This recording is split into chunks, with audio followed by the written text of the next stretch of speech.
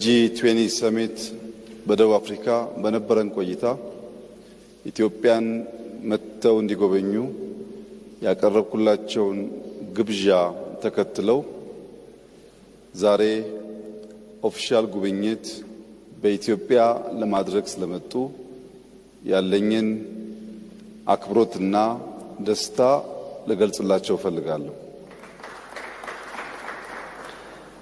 ክቡር ፕሬዝዳንት እንዲሁም ከሳቸው ጋር የመጡ የዴሌጌሽን አባላት ወደዚች ጥንታዊት የሰው ልጅ መገኛ የኮፊ አረቢካ መገኛ በአፍሪካ ብቸኛው በቅኝ ግዛት ያልተገዛች ሀገር ከፍተኛ ክብር እና ኩራት ያላት የማደግ ተስፋ ያላት ከሁሉ በላይ ደግሞ የአፍሪካ የፖለቲካል ካፒታል ወደ ሆነችው አዲስ አበባ እንኳን በሰላም መጣችሁ። ቆይታችሁ ያማረ የሰመረ እንደሚሆን ተስፋዬ የላቀ ነው። ዛሬ በነበረን የሁለትዮሽ ግንኙነትና ንግግር በአንዳንድ ወሳኝ ጉዳዮች ላይ ከፕሬዝዳንት ጋር ተግባብተናል። አንደኛው በኢትዮጵያና በቱርክ መካከል የሚደረገው የንግድ ልውውጥ ቢያንስ $1 ቢሊዮን መሙላት እንችልና ከዚያም በላይ ማደግ እንዲችል በሁለቱም መንግስታት ታቅዶ እንዲሰራበት እንዲሁም የቢዝነስ ሴክተሮች ዳይቨርሲፋይ እንዲደረጉና በሁለታችን መካከል ያለው የንግድ ልውውጥ እንዲያድግ ከስምምነት ተደርሷል። በተለይም የቱርክ ሁነኛ ኩባንያዎች ወደ ኢትዮጵያ በመምጣት ኢንቨስት በማድረግ ለሀገር ውስጥ ገበያ ብቻ ሳይሆን ለአፍሪካ ገበያ ኤክስፖርት ማድረግ እንዲችሉ በትብብር እንድንሰራ ተጨማሪ ኢንቨስተሮች እንድናመጣ ተነጋግረናል። ከዚህ በተጨማሪ ኢትዮጵያ በዓለም ላይ ፈጣን እድገት እያመጡ ካሉ ጥቂት ሀገራት መካከል አንዷ ስትሆን በዚህ ዓመት የ10.2% እድገት ትጠብቃለች። የዚህ እድገት ቀጣይነት መረጋገጥ የሚችለው ከ130 ሚሊዮን ሕዝብ በላይ ያላት ሀገር የሲ አክሰስ ተከልክላ በዓለም ላይ ካለው ልምምድና ትሬንድ ውጪ በጠላቶቻችን ደባ ለረጅም ጊዜ የጂኦግራፊ እስረኛ ሆና እንድትቆይ መደረጉ ትክክል አለመሆኑንና እንደ ቱርኪያ ያሉ የኢትዮጵያ ወዳጆች በዲፕሎማቲክ መስኩ ጫና በመፍጠር በሰላማዊ መንገድ ኢትዮጵያ የሲ አክሰስ ማግኘት የምትችልበት ሁኔታ እንዲያግዙ በስፋት ተወያይተናል። ሎጂስቲክስ አንዱ ትልቁ ቦትልኔክ ነው ለኛ እድገት። ከዚያ ደግሞ የሲ አክሰስ ቁልፉን ነገር የሚይዝ ሲሆን ፕሬዝዳንት ኤርዶጋን ከዚህ አንጻር የበኩላቸው ሚና እንዲጫወቱ ጠንከር ያለ ውይይት አድርገናል። ለዚህ ምስጋና እናቀርባለን። ከዚህ ውጪ በጸረ ሽብር ትግሉ በጋራ ለመስራት የተስማማን ሲሆን በዚህ ዓመት ቱርኪዬ የኮፕ ዝግጅት ታዘጋጃለች። በሚቀጥለው ዓመት ኢትዮጵያ ከቱርኪዬ ትረከባለች።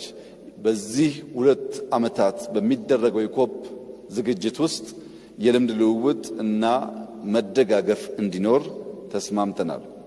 ኢትዮጵያ የአፍሪካ የፖለቲካል ካፒታል በመሆኗ አፍሪካ ከፍተኛ እድገት እያሳየች ያለችበት ዘመን ስለሆነ በሚቀጥሉት 20-30 ዓመታት አፍሪካ የሚገባትን ቦታ እንደምትይዝ ታምኖ እየተሰራ ስለሆነ ቱርኪዬ ከአውሮፓ አንጻር እና በኤዥያ መካከል ባላት ጉልህ የጂኦግራፊና የኢኮኖሚ ሚና የአፍሪካ እድገት ውስጥ የበኩሏን ሚና እንድትጫወት ብዙ ውይይት አድርገናል፣ ተግባብተናል። በመጨረሻም በኢትዮጵያና በቱርክ መካከል ከጥንት ጀምሮ የነበረው ዝምድና ወዳጅነት አሁንም በመከባበር በመደጋገፍ አብሮ በመስራት ወዳጅነት ለማጠናከር በኔና በፕሬዝዳንት ኤርዶጋን መካከል ከስምምነት ተደርሷል። ከሞላ ጎደል በሁለትዮሽና በመልቲላተራል ጉዳይ የነበረን ውይይት እጅግ ውጤታማና ፍሬያማ ነበር። ፕሬዝዳንት ጣይብ ኤርዶጋን ይህንን ሪጅን በደንብ የሚገነዘቡ በዚህ ሪጅን ውስጥ ኢትዮጵያ አንከር ሀገር መሆኗንና ሚናዋ መወጣት እንዳለባት የሚያምኑ በመሆናቸው ንግግራችን እጅግ የተዋጣ ነበር ማለት ይቻላል። ለነበረን ቆይታ ላሎት ኮሚትመንት ኢትዮጵያ እንዲሁም እኔም ከፍተኛ ምስጋና ላቀርብ ፈልጋለሁ። እንኳን በሰላም መጡ። ቆይታው ያማረ የሰመረ እንዲሆን እመኛለሁ። አመሰግናለሁ።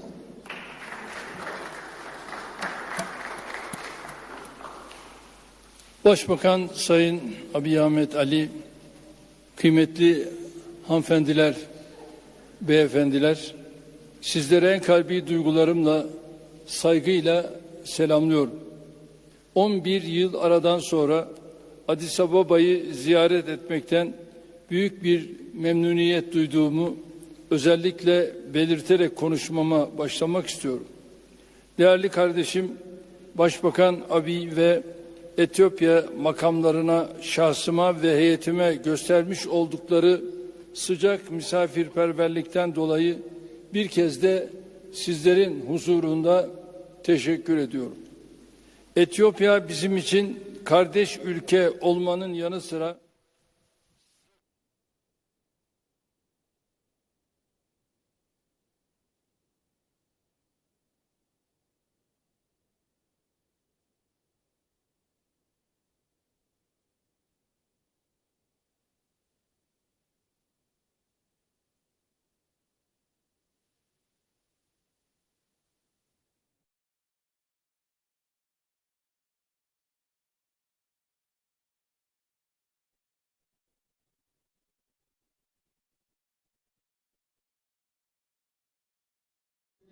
açılışının 100. yılına denk gelmesi de bizler için ayrı bir gurur kaynağıdır. Biraz önce yaptığımız görüşmelerde Sayın Başbakan ve heyetiyle ticari yatırımlar, enerji, madencilik, tarım, iletişim ve eğitim alanlarındaki ilişkilerimizi etraflıca görüştük. Diğer birçok alandaki potansiyel işbirliklerini nasıl değerlendirmemiz, 1 milyar dolar ticaret hacmi hedefimize nasıl ulaşırız, bunları da ele aldık. Etiyopya'daki ikinci yatırımcı ülke olmaktan memnuniyet duyuyoruz. 200 aşkın firmamızın 2,5 milyar doları olan yatırımlarıyla yaklaşık 20.000 Etiyopyalı'nın istihdamına destek olması bizler için duvar meselesidir.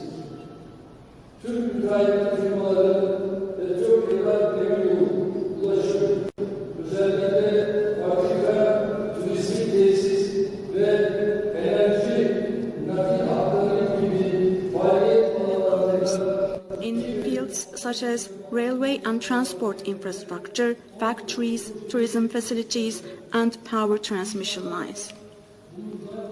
Inshallah, God willing, this will even increase further. We attach great importance to further developing our centuries-spanning relations with the friendly people of Ethiopia.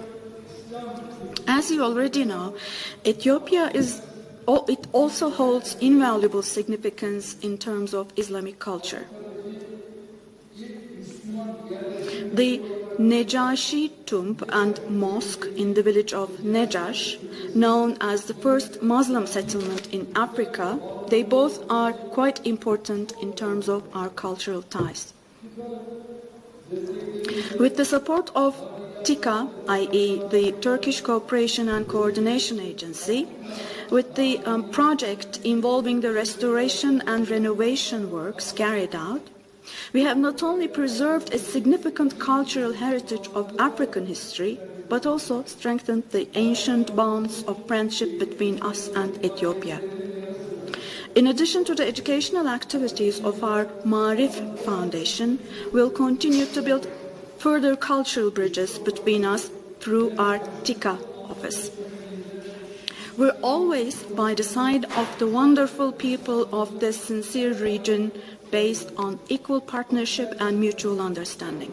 Distinguished members of the press, I congratulate Prime Minister Abiy on the political, social, and economic transformation of Ethiopia since he took office. With the eyes of the whole world turned to the Horn of Africa, Ethiopia's long-established state structure and exemplary governance are becoming more and more important. I would like to particularly underline our position of attaching importance to the sovereignty and territorial integrity of states in the region in which Ethiopia is also located. Turkey would never want to see new conflicts and new pain added to those already suffered in this region. We believe that this region's problems should be solved by the countries of the region itself, and that the Horn of Africa should not be turned into a battleground for foreign powers.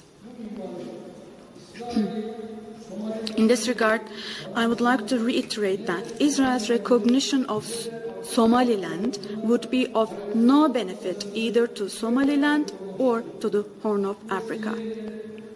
And on this occasion, I would like to thank both sides again for their attitudes in the Ankara process, which we recently mediated between Ethiopia and Somalia. With the return of stability, we see no obstacle to the Horn of Africa becoming a location that attracts attention with its economic opportunities. I'm sure that we'll obtain positive results from today's visit, and I hope this visit will also contribute to the peace and stability of the region. As you know, in November, Turkey will be hosting the COP Conference of Parties to the UN Framework Convention on Climate Change. We'll also demonstrate our close cooperation in the context of the COP conference, which Ethiopia will host next year. So, as I conclude my remarks, I once again thank the Prime Minister and the people of Ethiopia for the warm hospitality extended to myself and to my delegation. And finally, I wholeheartedly congratulate the Muslim community of Ethiopia on the holy month of Ramadan. And I greet you all with warm feelings and with high regards.